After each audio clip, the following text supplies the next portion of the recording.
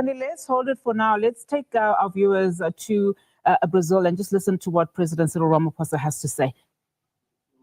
Two questions each, since there's only two of you. Is it okay? All right, President, over to you, sir. You can start. Oh, okay. No, thank you very much. We've had a really successful BRICS summit here in Brazil. President Lula. Hey, are you?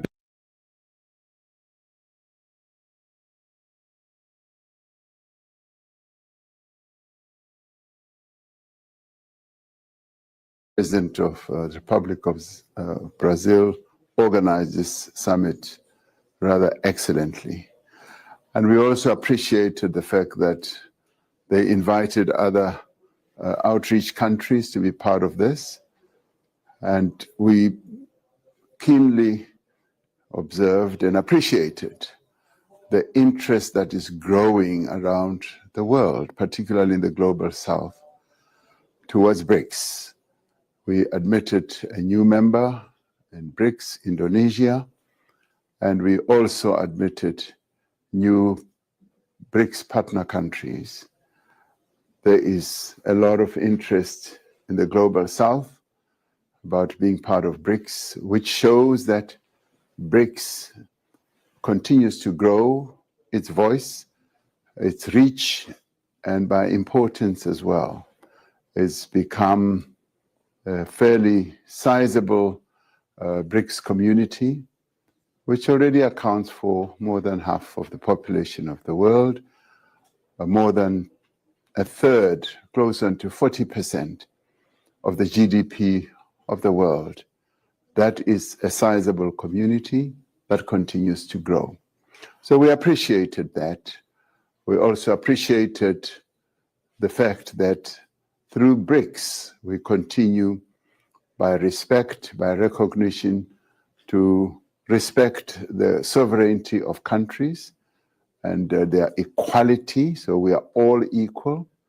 And that is an important consideration because that leads to us cooperating on a number of areas. And indeed, through the declaration that was adopted, we covered a number of areas ranging from the governance of the world right through to issues like technical education. And on global governance, we continued to respect the existence and the standing of the United Nations, as well as to call for the reform of the United Nations structures, especially the Security Council, by ensuring that it becomes more representative. We observe that it is not acceptable that huge countries such as India, such as Brazil, are excluded from participating meaningfully. But more importantly for us, that the African continent, which has 1.3 billion people, is not represented in the United Nations Security Council. And we said that we should continue insisting, and we were rather pleased that there's agreement on the reform of the UN Security Council, even amongst those members of BRICS who are members of the Security Council. And we looked at a number of other important issues, such as climate change, that we need to ensure that the commitments that have been made with regard to climate change, particularly assisting and supporting countries that are most affected by climate change, which happen to be countries in the global south, countries that had very little responsibility for the climate damage that the world is going through now, should be assisted and supported through their transition to renewable energies. And that the countries that have made commitments, particularly in the global north, should live up to their commitments with regard to ensuring that we address the climate challenges that we are facing in the world.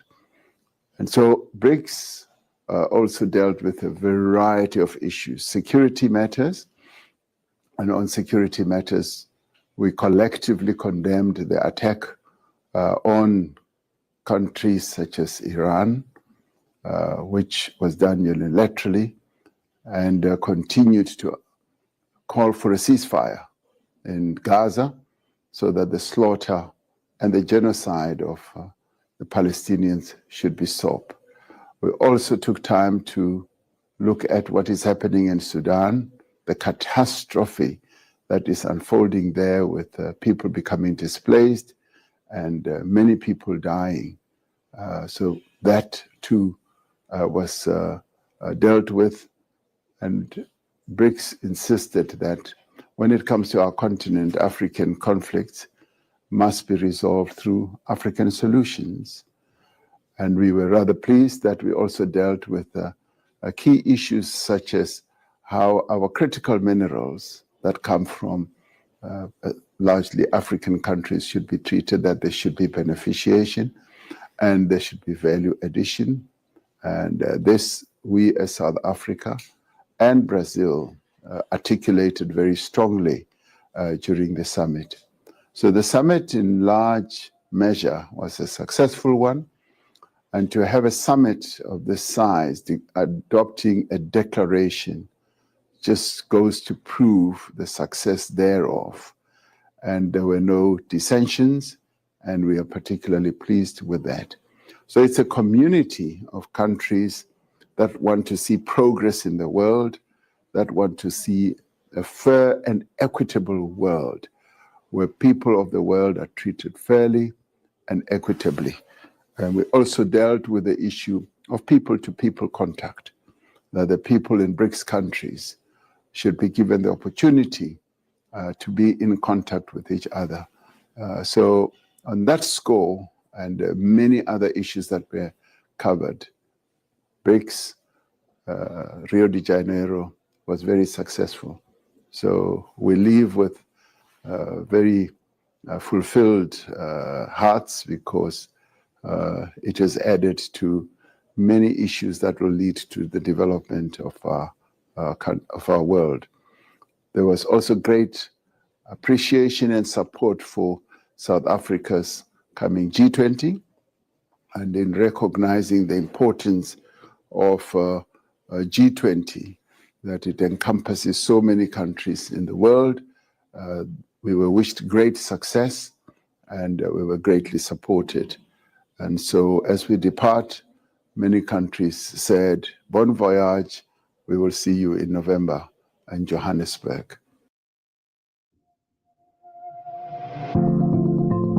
Alice is a marketing manager who's responsible for managing and controlling her company's brand. She's feeling overwhelmed by the number of requests for digital files, images, and video assets. Aren't you, Alice? One of the best ways for Alice to keep on top of her brand assets is to use a digital asset management system.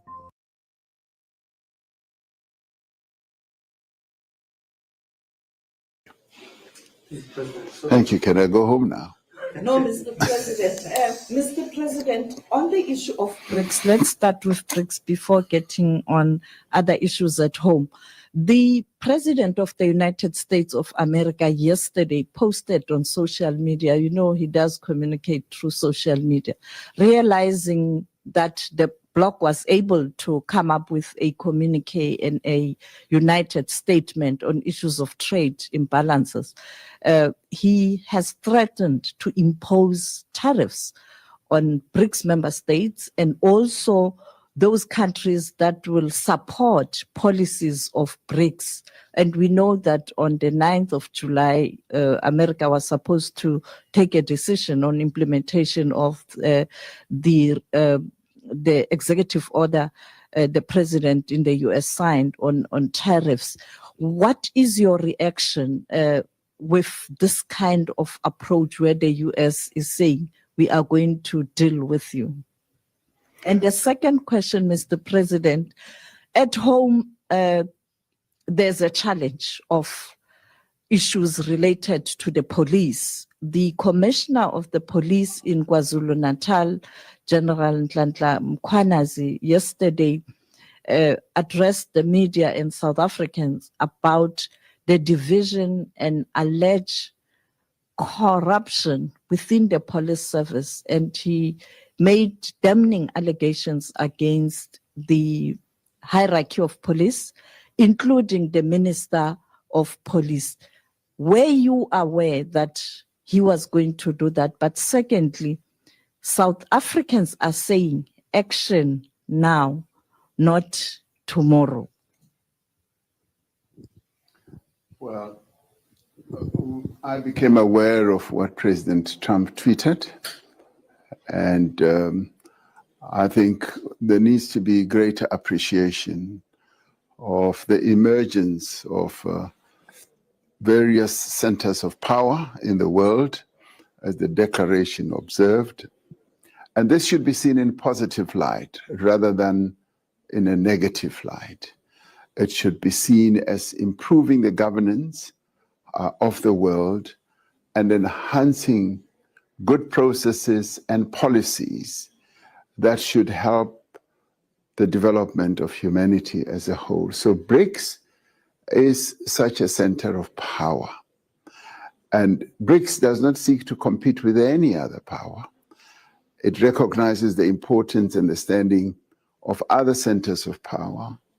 It recognizes the standing of the United Nations and respects that, and subjects itself to the decisions of the United Nations. And it also recognizes the standing of a body like the G20. And so these powers should be seen as complementary, as advancing the interests of people. And so when a declaration, a beautiful declaration like the one that we adopted, should be seen in that it is beautiful and it is aimed at enhancing the interests of people globally. So there should never be vengeance. There should never be retribution against countries that are seeking to cooperate together and to advance the interests of humanity. There is nothing negative in the declaration, and there is everything about advancing the interests of various countries in the world, if not all, and the interests of people in the world, so that we leave no one behind. So it is really disappointing that when there is such a very positive collective manifestation such as BRICS, there should be others who see it in negative light and want to punish those who participate in this. It cannot be and should not be. We should be respecting the sovereignty of countries. We should be respecting that we're all equal, that all we should be focusing on is enhancing the prosperity of humanity in all countries. It cannot be that might should now be right, where in the end, those who are more powerful are the ones who seek to have vengeance against those who are seeking to do good in the world.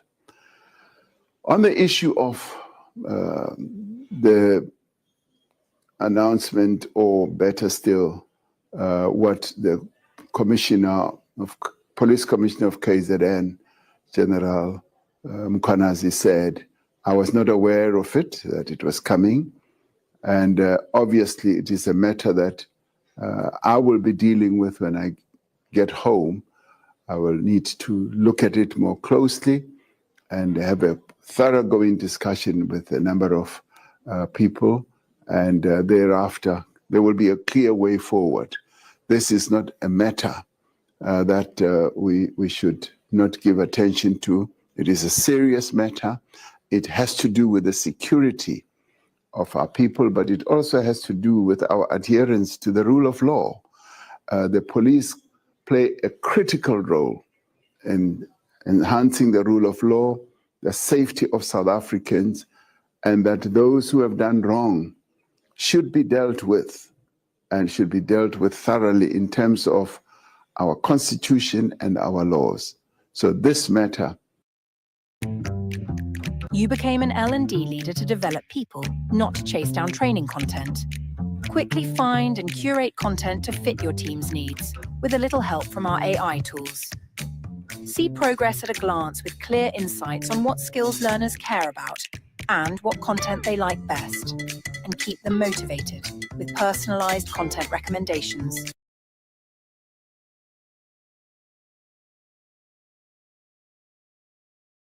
The declaration that was adopted, we covered a number of areas, seeing the interest of vengeance.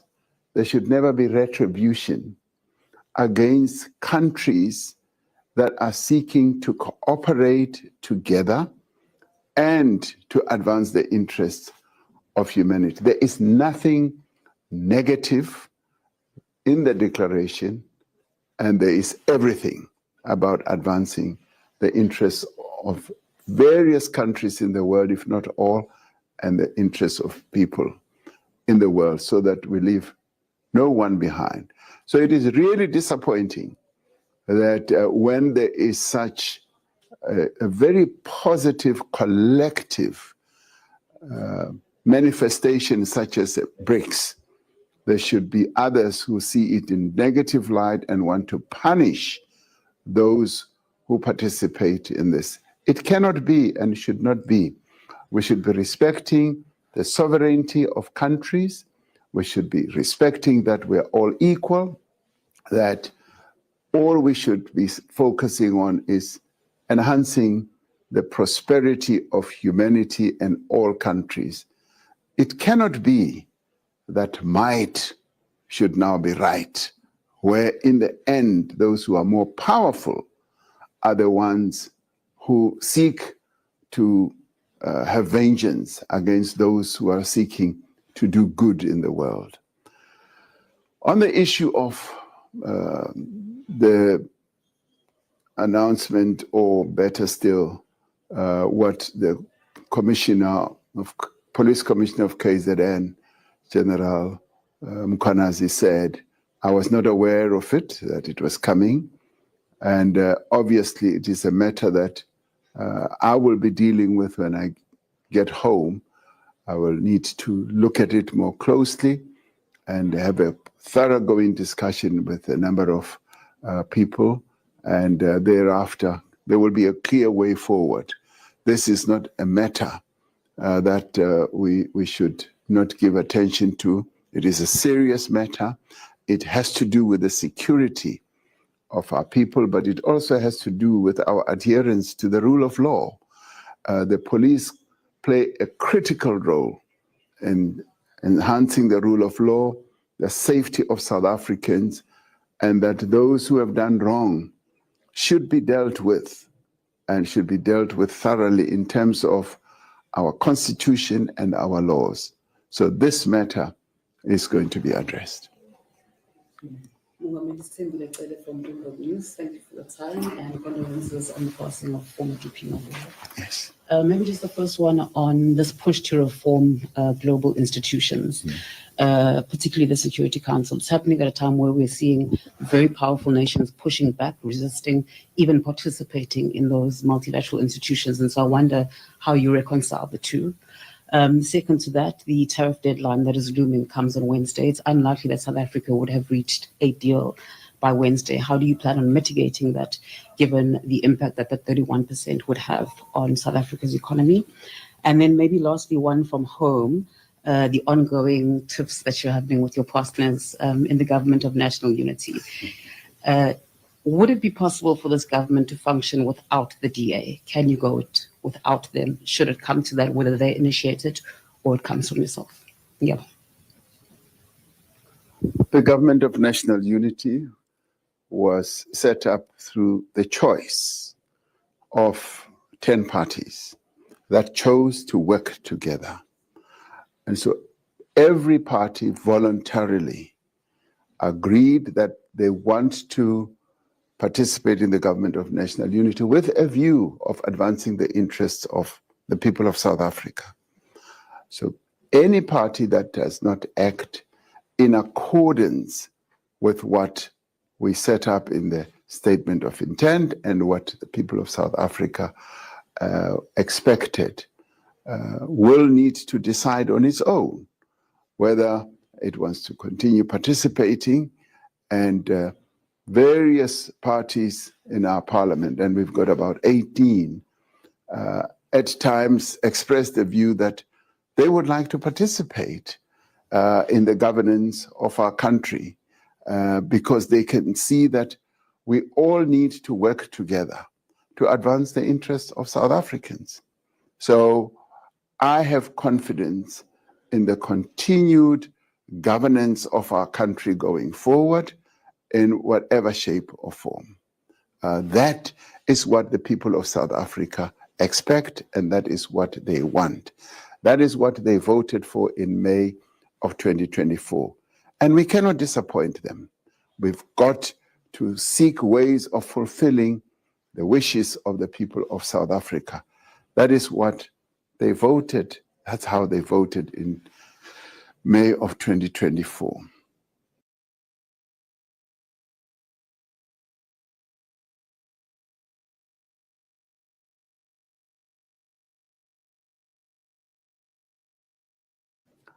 On the issue of the looming deadline with regards to what President Trump announced, as South Africa, when we went to the White House, we started a process of engagement. And that process continues. The Minister of Trade and Industry and Competition continues to engage with his counterpart in the United States.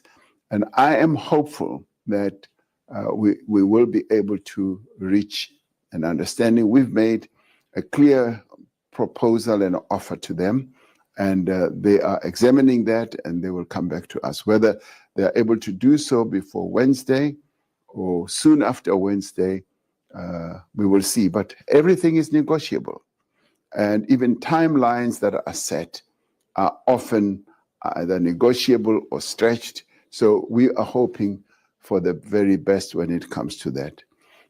When it comes to the reform of the institutions, the global institutions such as the Security Council, we in the Global South, and particularly ourselves in Africa, we evolved a very clear position. The Ezulwini Consensus is really the framework that set us on a path of calling for the reform of the United Nations, particularly the Security Council. Now, that gave us a platform, that gave us a message and made our intention clear. And when we started, it was like we were whistling in the wilderness. It seemed like we were the only ones in the whole world who saw the need for the reform of the United Nations Security Council.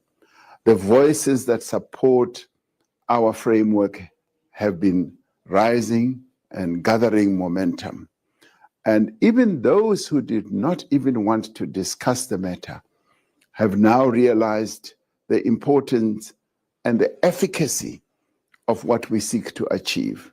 So we're gaining more traction, we're gaining more attention, and the message is sinking in that the United Nations Security Council, which was set up as the United Nations was set up 80 years ago, cannot continue being the preferred governance system in the world, in a world that has changed.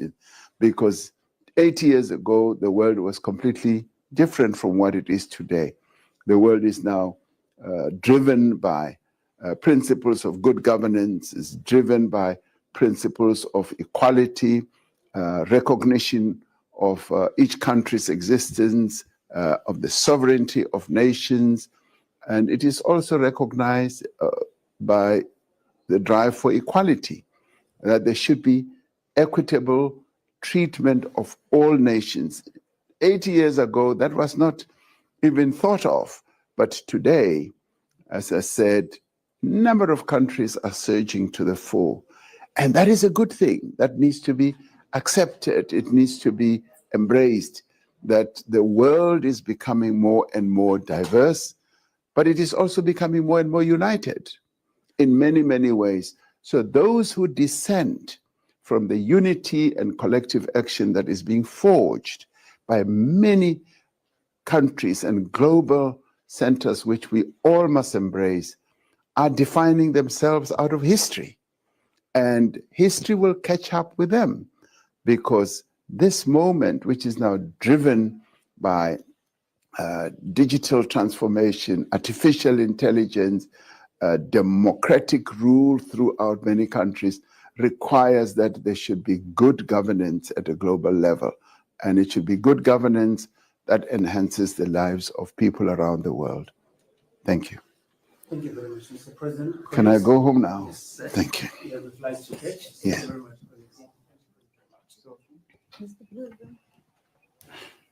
Well, that